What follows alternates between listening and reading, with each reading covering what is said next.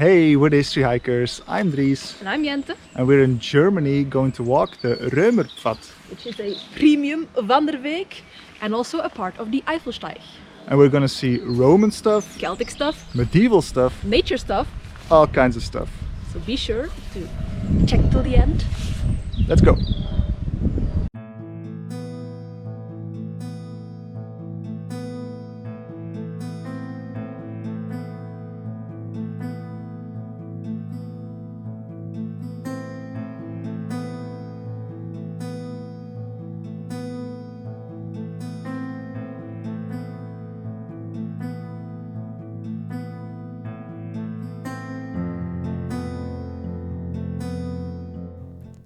Our hike starts off with some Roman history. Do you know the Porta Nigra? You know, the incredibly well-preserved Roman gatehouse which protected the city of Trier? Its building blocks came from this region we're walking through right now. The local term for a Roman quarry where those large blocks of stones were mined was puddleholes or Putzlocher in German. This Putzlocher we are visiting here was used to mine copper ore. 9 deep shafts still bear witness to it. It felt like walking through a maze in pitch-black darkness. Working in these mines, constantly crouched and with nothing but torchlight, it must have been really tough, and we felt quite humbled by their effort. All these centuries later, their work and the marks of their tools are still visible, while we're certain ours will have been long forgotten by that time.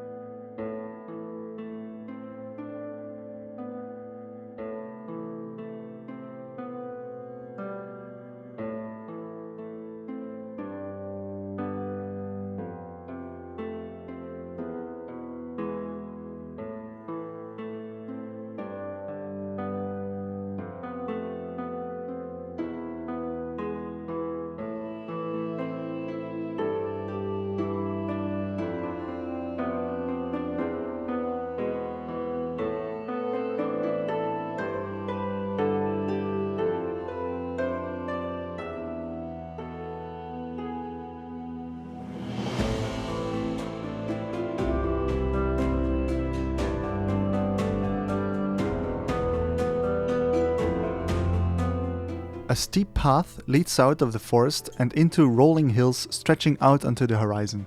The trail would lead us straight to our next piece of Roman history.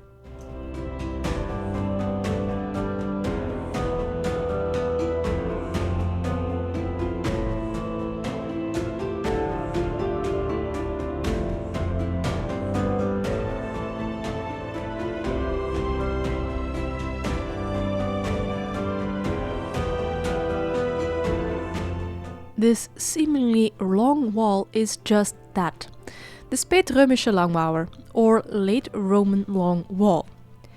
It was part of a 72-kilometer long enclosure intended to protect a large imperial domain of some 220 square kilometers. Because it was only around 2 meters high and not very thick, it probably served more as protection against invading game. The lands it protects are some of the most fertile in the entire Trier region, so this does sound very plausible.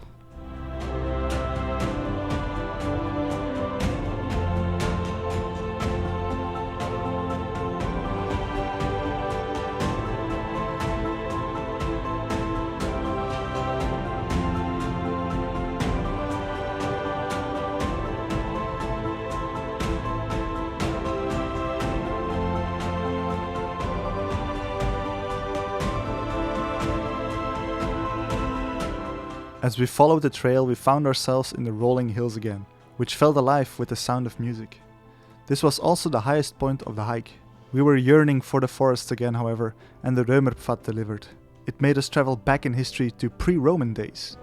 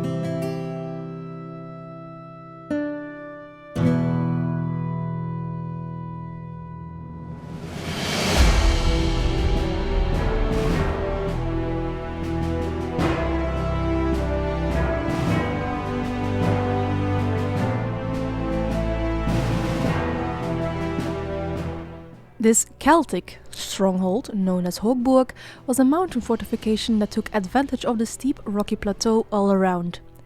In times of need, people could also take shelter in several caves in the rocky wall, of which we will see one particular example later on. The stronghold consists of a large outer bailey and a small inner bailey, which is at the highest point and protected by an additional ditch. Archaeological research suggests that the Hoogburg was used from the 5th century BC until the High Middle Ages. From the top of the highest point, there are incredible views all around. There's something strange about seeing a lot of the landscape that fills us humans with such great delight. This was the perfect location for a spot of epic lunch.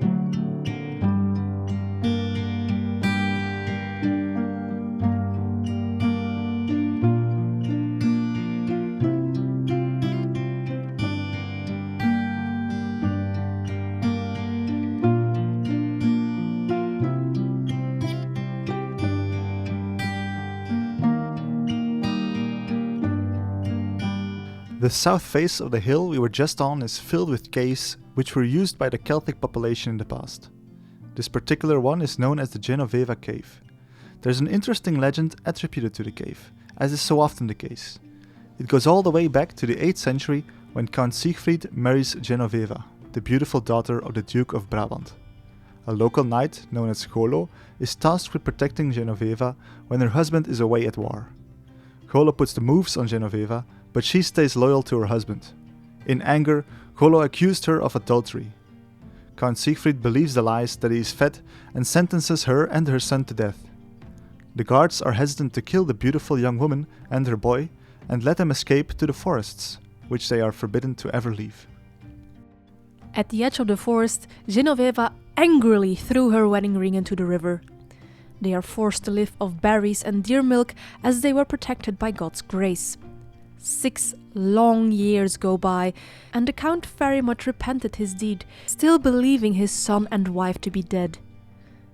One day, while eating, the Count discovered a wedding ring inside a fish, which he immediately recognized as his wife's. Siegfried was overcome with despair. To cheer him up, Golo proposed to go hunting. During the hunt, the Count discovers them both in the cave and takes them back to the castle. Golo's lies are discovered and he receives his rightful punishment.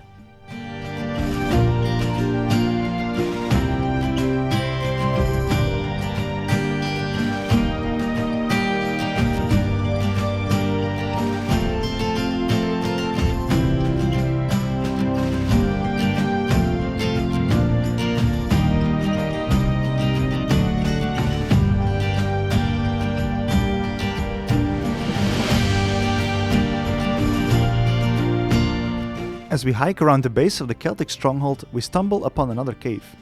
These are the remains of an 8th century hermitage. A ladder leads up to a sleeping area, which was cut into the rock. Beneath the sleeping area seemed to have been some room for prayer. There are also several faces visible, which were probably meant to keep evil spirits away.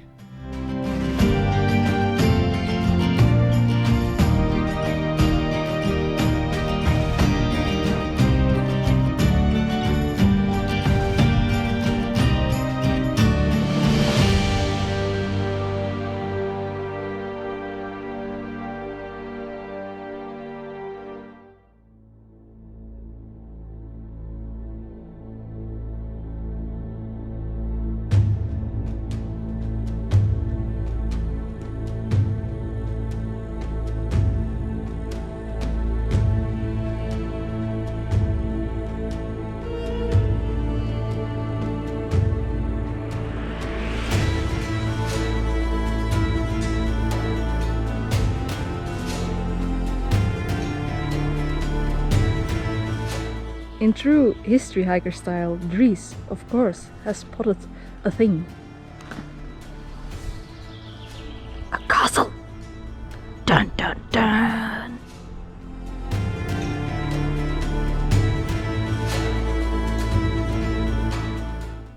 This big vantage point is known as the Geierslei. Premium views over the Kiel Valley, the hills, and our next goal, Burg Ramstein.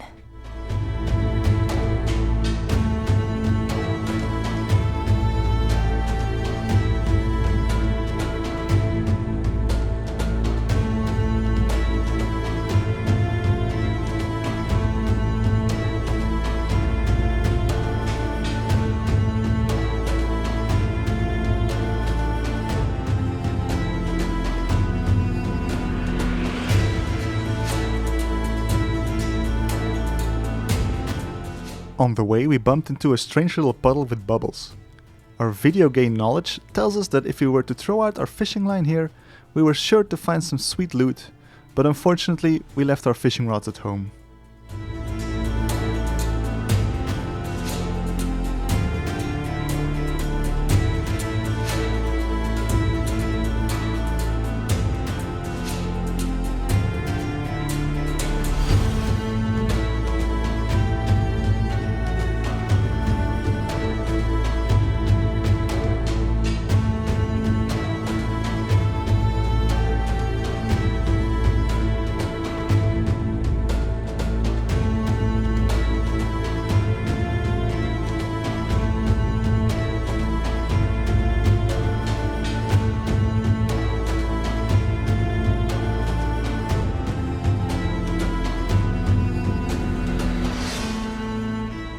Burg Ramstein resides on top of a sandstone rock and could only be reached via a drawbridge. It was built during the 14th century by the archbishops of Trier. It was continuously inhabited until the 17th century, when it was destroyed by French troops during the 9 Years' War. Originally, the Gothic core castle was encircled by an oval curtain wall, which is barely visible these days. There are several interesting elements to examine. Look at the large windows with benches, very luxurious for a castle. It seems like every floor has its own fireplace for those harsh winters. 2 spiral staircases in opposite corners gave access to the separate floors, which are visible by many holes in the walls which held up the floor joists. A small castle can sometimes be filled with fascinating aspects. Ramstein is a popular name for a castle, as we have also visited one in Alsace, France earlier this year. Check the link in the description to view that video.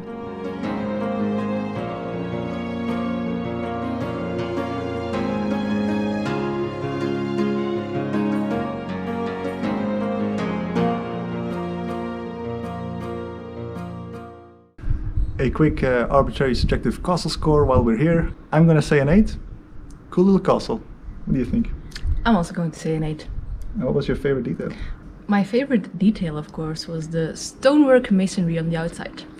I have to say those stairs over in the corner here. Really cool and tucked away. Sadly, we can't reach them. Let's continue on with the hike.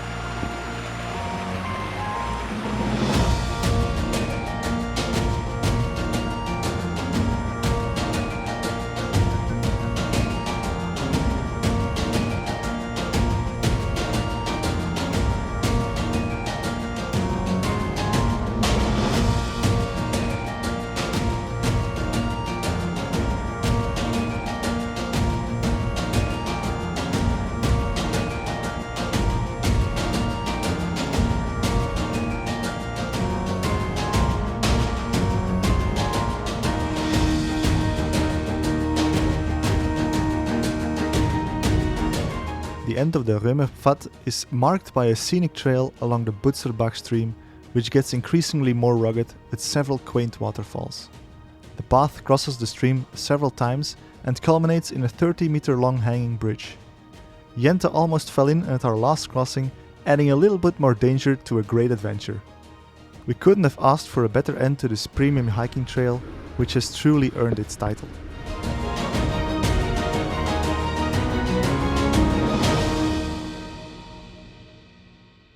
A premium Van der Week indeed. Hey, I was going to say that. We were History Hikers. We'll see you next time. And like, comment, subscribe, and all that good YouTube stuff. And don't forget to put your own arbitrary subjective castle core down in the comments. Yeah, Burg Ramstein. Bye.